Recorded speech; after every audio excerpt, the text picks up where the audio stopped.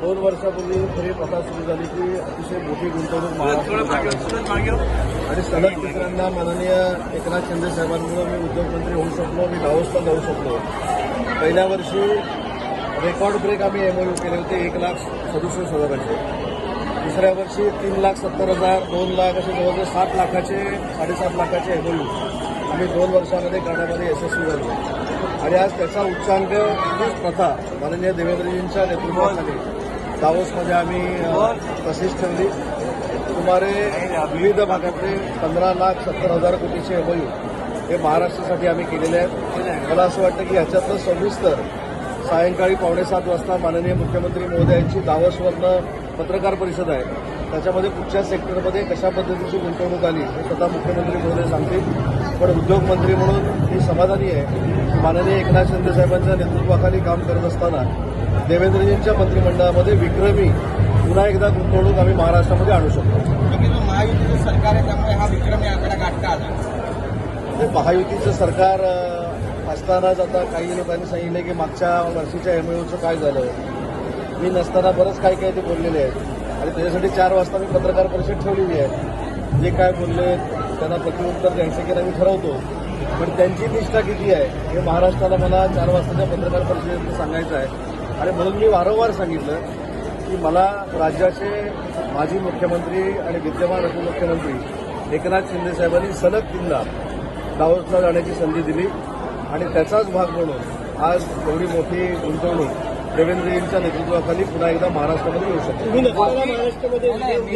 साहेब निष्ठेच्या गोष्टी केल्या त्याच्यावरनं दाखवलं आपल्यावरती असं देखील विरोधकांनी म्हटलं की आपण 20 आमदारांसोबत आहात. याला काय उत्तर देणार? देतो ना 4.5. मला असं वाटतं परवा देखील सांगितलं शाळेमध्ये मी 5वी 6वी पूर्वी पण होता त्यावेळी जशी आपण भांडणं लावायचो हा तुझ्याकडे बघत नाही तो तुझ्याकडे बघून हसत नाही. मी त्याला भेटलो. एवढे राजकीय बालिशताही नेते झालेले आहेत त्याच्यामुळे त्यांच्यावर न बोललेलं बरं. त्यांच्यावर सविस्तर बोलणार आहे ना मी 4 वाजता बोलणार आहे. आज संजय राऊत यांनी एक वेगळी मागणी केली म्हणजे की बाळासाहेब ठाकरे यांना भारतरत्न द्यायला हवं आणि वीर सावरकर यांच्याशी त्यांनी तुलना केली.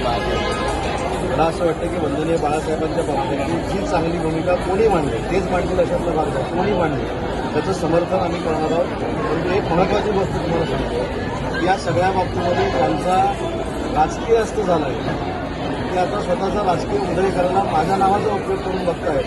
ते माझं मोठेपण आहे आणि असल्या बालिश पद्धतीनं माझ्यामध्ये आणि एकनाथ शिंदे साहेबांमध्ये काही दरी निर्माण होणार नाही. मी काल देखील सांगितलं की माननीय एकनाथ शिंदे साहेबांच्या नेतृत्वाखाली उद्यापासूनच रत्नागिरीपासून उभाठाला किल्ला रमण्याला सुरुवात होते आणि त्याचा पहिला ट्रेलर उद्या तुम्ही रत्नागिरीमध्ये बघाल.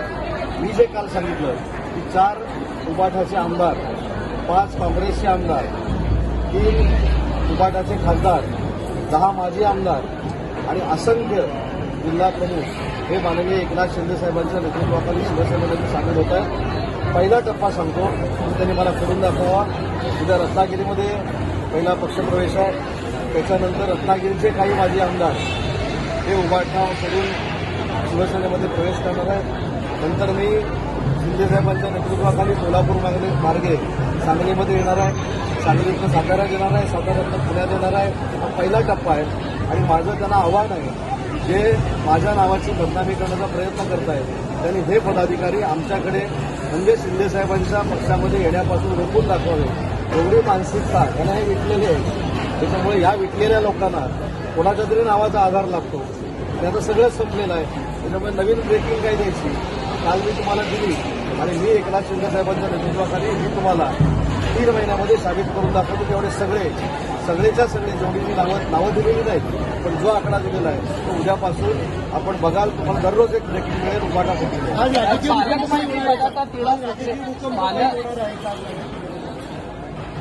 आज मला असं वाटतं की माननीय शिंदे साहेबांचा नागरी सत्कार लाडक्या बहिणी करणार आहेत आणि आपल्याला हे देखील जाणीव आहे की ज्या पद्धतीनं मुख्यमंत्री असताना माननीय एकनाथ शिंदे साहेबांनी ऐतिहासिक निर्णय घेतले. मग महिलांसाठी असतील, युवकांसाठी असतील, तरुणांसाठी असतील.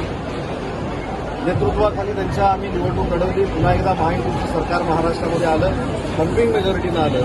परंतु या सगळ्या धामधुमीमध्ये लाडक्या बहिणींनी एकनाथ शिंदे साहेबांचा जो आजचा सत्कार करायचा ठरवलेला आहे, मला असं वाटतं की त्यांनी एकनाथ शिंदे साहेबांना दिलेली ही प्रेमाची पोस्ट होती. रायगड नाशिकच्या अनेक ठिकाणी आता पुन्हा एकदा पालकमंत्री पदासाठी बहुमान आहे का मुख्यमंत्री महाराष्ट्रात नाही, महाराष्ट्र महाराष्ट्र गोगावले ज्या पद्धतीने बोलतात भरतशेठ गोगावलेंची ही भावना आहे. मी भरतशेठ गोगावलेंना गेले 15 वर्ष राजकारणामध्ये ओळखतो. एक मनाचा मोठेपणा दाखवणारा नेता एकनाथ शिंदे साहेबांच्या नेतृत्वाखाली काय काम करू शकतो हे आपल्याला देखील सगळ्यांना माहिती आहे. अतिशय सर्वसामान्यांमधनं नेतृत्व ते विकसित झालेलं आहे. एकनाथ शिंदे साहेबांनी त्यांना ताकद दिलेलं आहे आणि म्हणून आम्ही अपेक्षा करणं काही चुकीचं नाही. कारण मी त्या रायगड जिल्ह्याचा 2.5 वर्ष पालकमंत्री होतो आणि 2.5 वर्ष पालकमंत्री असताना शिवसेनेचा पालकमंत्री होतो आणि अनेक वेळा हेच ठरलेलं होतं की माननीय भरतशेठ गोगावले हेच रायगडचे पालकमंत्री होतील. याबाबत माननीय देवेंद्रजी, एकनाथ शिंदेसाहेब आणि अजितदादा, देवेंद्रजी परदेशातनं आल्यानंतर चर्चा होईल आणि मला असं वाटतं की भरत शेट्टी एखादी भूमिका मांडणं ही अयोग्य आहे असं वाटत नाही आणि आपल्या नेत्यावर प्रेम करणारी मुलगं काही उद्रेक करतात आणि त्याचा दोष काय भरत शेठ गोगावलेंचा नसतो. स्पॉन्टेनियस आणि प्रतिक्रिया असते. पण रायगड पाठोपाठ सातारा रडारमध्ये येते कारण कपिल शर्मांना धमकी मिळाली, रेमोनेश्वर आताच वाचलं. मला असं वाटतं की या सगळ्या याच्यामध्ये पोलीस तपास करतील. आता मुख्यमंत्री, दोन्ही उपमुख्यमंत्री याच्यामध्ये लक्ष घालतील. परंतु बॉलिवूड हे संरक्षित असलं पाहिजे ही भूमिका सरकार म्हणून आमची आहे. मी सांगितलं ना, याची सुरुवात उद्या माझ्या मतदारसंघातनं शिवसेनेचे